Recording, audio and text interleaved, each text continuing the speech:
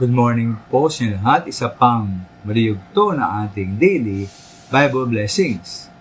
Pamagat po na ating aring umaga ay ipakita ang tunay na pananampalataya. Ipakita ang tunay na pananampalataya.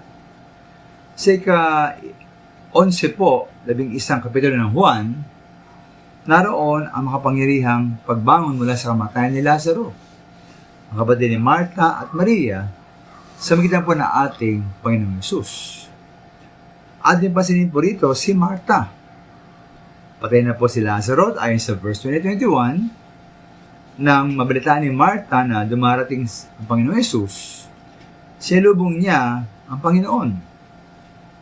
Sinabi ni Marta, "Panginoon, kung kayo po ay narito, buhay pa sana ang kapatid ko." Dagdag pa sa verse 22, "Subalit nalaman kong kahit ngayoy, pagkakaloob sa inyo ng Diyos ang anumang hingin ninyo sa Kanya." Kaya ito'y mali ng mga minamahal nagtitiwala at naanalig si Marta sa kapangyarihan ng ating Panginoong Yesus. Dagdag pa ni Marta po sa verse 27, sabi ni Marta, na sumasampalataya siya sa ating Panginoong Yesus.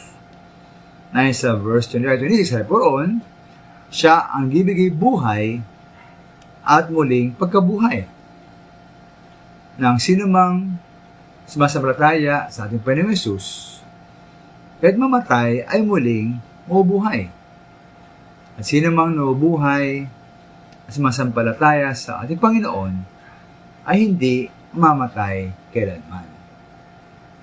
Kaya mukha pong lubos ang pagtitiwala ni Marta sa ating Panginoon.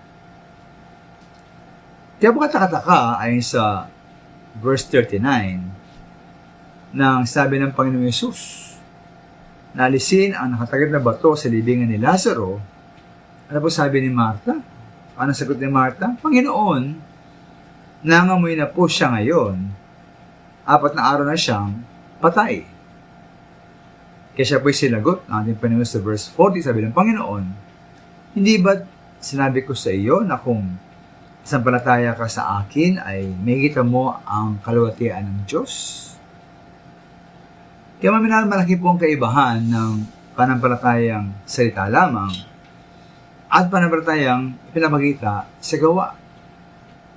Kaya po sa ating buhay, meron ba tayong kailangang alising nakatakip na bato sa ating buhay upang ating patunayan mga minamahal na totoo ating panampalataya sa ating Panginoong Yesus? Maraming salamat po.